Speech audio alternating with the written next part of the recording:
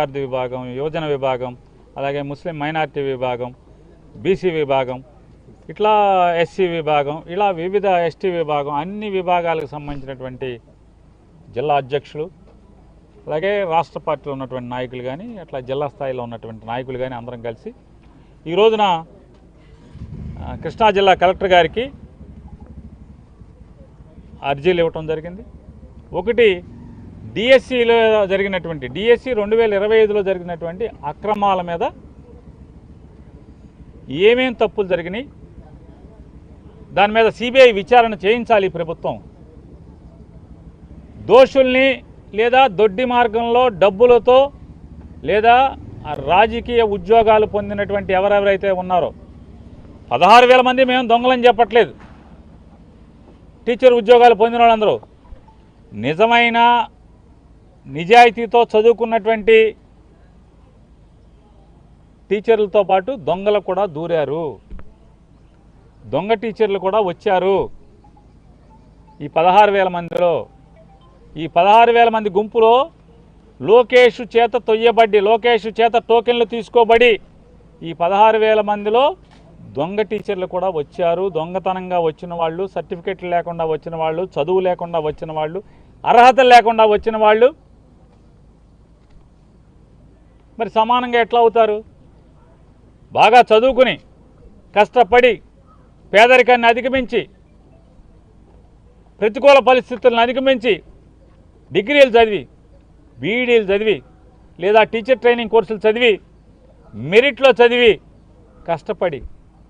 కష్టపడి ఎన్నో సంవత్సరాల తరబడి తర్ఫీదు పొంది నిరంతరం అన్నం తిన్నారో లేదో కానీ ఇదే పని మీద చదివి బాగా రాసి నిజాయితీగా టీచర్ ఉద్యోగాలు పొందిన వాళ్ళ గురించి వైఎస్ఆర్ కాంగ్రెస్ పార్టీకి ఎటువంటి చింత లేదు, ఎటువంటి బాధ లేదు.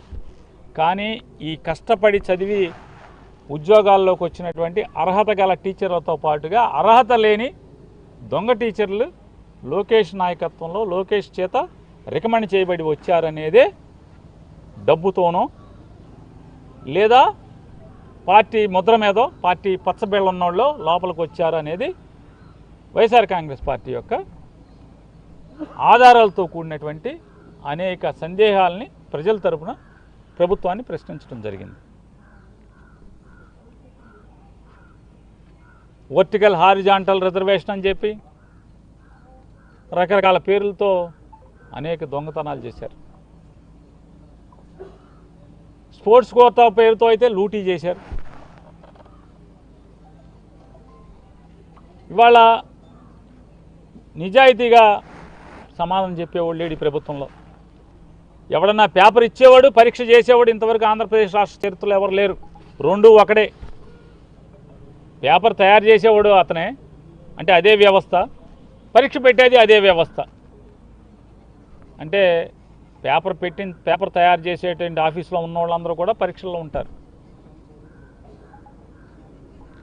ఎంత దుర్మార్గం అంటే ఈ ప్రభుత్వం కాంట్రాక్ట్ బేసిస్లో పనిచేసేటువంటి అకౌంటబిలిటీ లేనటువంటి, బాధ్యత లేనటువంటి ఉద్యోగస్తుల చేత ఈ ప్రక్రియ అంతా నడిపించడం వల్ల వాళ్ళ అనేక అనుమానాలు, అనేక ఆధారాలు డిఎస్సి పేపర్ లీక్ అయిందంటాకి కృష్ణా జిల్లాలో ఒక అబ్బాయి నవీన్ అని చెప్పిన ఒక అబ్బాయి ఉన్నాడని చెప్తున్నారు. ఆ అబ్బాయి ఎస్సీఆర్టీలో పనిచేస్తున్నాడు కాంట్రాక్ట్ ఎంప్లాయీగా. పేపర్ తయారు చేసే దాంట్లో అతను ఆ అప్లోడ్ చేయడంలో కానీ లేదా డిజిటలైజేషన్లో కానీ కంప్యూటరైజేషన్ ప్రక్రియలో మొత్తం అతను ఉన్నాడు అని చెప్తున్నారు. అతనికి కృష్ణా జిల్లాలో టాపర్ కింద వచ్చాడు సోషల్ స్టడీస్లో. అలాగే లాంగ్వేజెస్లో జోన్ 2లో 6th ర్యాంకర్గా వచ్చాడు. జిల్లా కలెక్టర్ ఆఫీసులో, ఎందుకంటే డిఎస్సి అంటే డిస్ట్రిక్ట్ సెలక్షన్ కమిటీ. ఈ డిస్ట్రిక్ట్ సెలక్షన్ కమిటీలో సాంప్రదాయంగా ఎప్పుడూ కూడా జిల్లా కలెక్టరేట్లోనే ఈ టీచర్ల మెరిట్ లిస్టు కడతారు. కానీ ఎందుకు కట్టలేదు ఈసారి 2025లో? కేవలం ఆన్లైన్లోనే ఎందుకు పెట్టారు? మరి ఆన్లైన్లో ఫస్ట్ మెరిట్ లిస్టులో నవీన్ అనే కుర్రోడికి ఏదైతే ఎస్సీఆర్టీలో పేపర్ తయారు చేసి మార్కులు అప్లోడ్ చేసిన దాంట్లో పనిచేశాడో ఆ కుర్రోడు జిల్లా టాపర్గా వచ్చారని చెప్పి ఆన్లైన్లో ఫస్ట్ లిస్టులో మెరిట్ లిస్టులో పెట్టి రెండో లిస్టులో తెల్లారేపటికి రెండో రోజుకో దాన్ని తీసేసి ఎందుకు కొత్త లిస్ట్ వచ్చింది? దాంట్లో రెండో ర్యాంకర్ ఉన్నాడు ఫస్ట్ ర్యాంకులోకి ఎందుకు వచ్చాడు? అంటే తప్పు జరిగిందనే కదా. అంటే తప్పులు కప్పెట్టి మీరు ఎలా దాని మీద ఎంక్వైరీ ఏది? ఇప్పుడు నవీన్ అనేవాడు కోర్టుకు వేసాడు కదా, మరి కోర్టుకి సమాధానం చెప్పకుండా నవీన్ అనే అతను దొంగని ఇప్పుడు నిరూపించారా? నిరూపించకుండా వాయిదాల మీద వాయిదాలు వేసుకుంటూ వెళ్తున్నారు కదా. ఎందుకని? ఇలా అనేక తప్పుడు పనులు దుర్మార్గాలు చేశారు.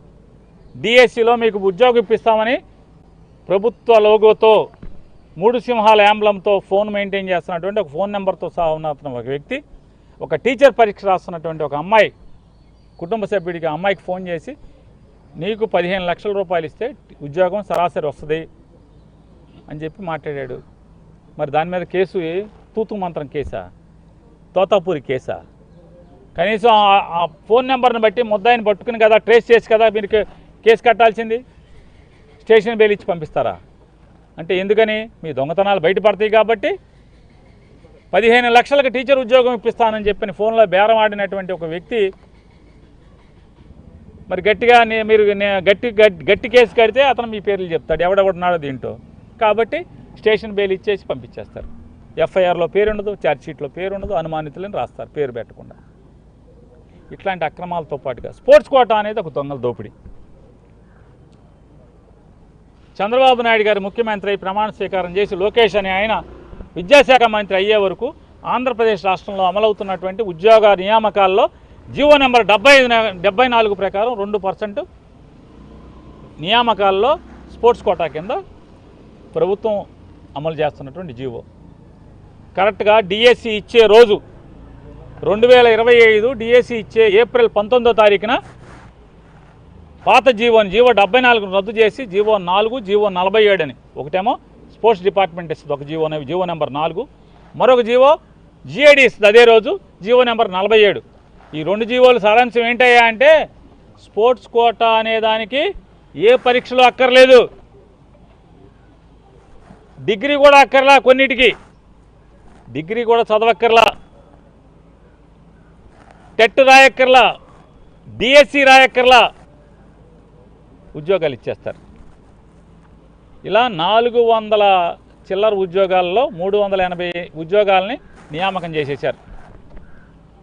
380 చిల్లర ఉద్యోగాలను నియామకం చేసేశారు. దాంట్లో స్పోర్ట్స్ కోటా కిందని చెప్పారు. ఈ సర్టిఫికెట్లు ఇచ్చేది ఎవరయ్యా అంటే మొత్తం కూడా క్రీడా సంస్థ అసోసియేషన్లు సంఘాలు ఇస్తాయి, క్రీడా సంఘాలు ఇస్తాయి. పార్టిసిపేషన్ ఈ పాల్గొన్న అన్నీ కూడా ఎవరైతే క్రీడలు నిర్వహించారో వాళ్ళు ఇస్తారు. దాంట్లో ఒక క్రీడకి లోకేష్ గారు తోడళ్ళు చైర్మన్ అధ్యక్షుడు, ఒకదానికి టీడీపీ ఎమ్మెల్యే ఒక ఆయన అధ్యక్షుడు, జూడోకి ఇంకో దేనికో, సాఫ్ట్ బాల్కి దాంట్లో 38 దీంట్లో 39 టీచర్లు వచ్చేసారు. అట్టా ఎవడెవడు అందరూ దాదాపుగా తెలుగుదేశం నామినేట్ చేయబడినటువంటి తెలుగుదేశం పార్టీలో జెండాలు మోసిన వాళ్ళేమో క్రీడా సంఘాలకి అధ్యక్షులుగా ఉంటారు, వాళ్ళు సర్టిఫికెట్లు ఇస్తారంట. పోనీ ఇవన్నీ కూడా జాతీయ స్థాయిలో భారతదేశం గర్వించదగ్గగా ఆటల్లో నైపుణ్యాన్ని సాధించారు, మెడల్ సాధించారు. టీచర్ ఉద్యోగం ఇచ్చినా తప్పులేదు, టీచర్ కాదు కలెక్టర్ ఉద్యోగం ఇచ్చినా తప్పులేదు. ఎందుకని? భారతదేశం పేరుని దేశం గర్వపడేలాగా ప్రపంచ స్థాయిలో ఆట ఆడాడు. లేదు భారతదేశ స్థాయిలో ఆంధ్ర రాష్ట్రం పేరు నిలబడేట్టుగా ఒక ఆట ఆడాడు. ఇవ్వటం తప్పేం లేదు.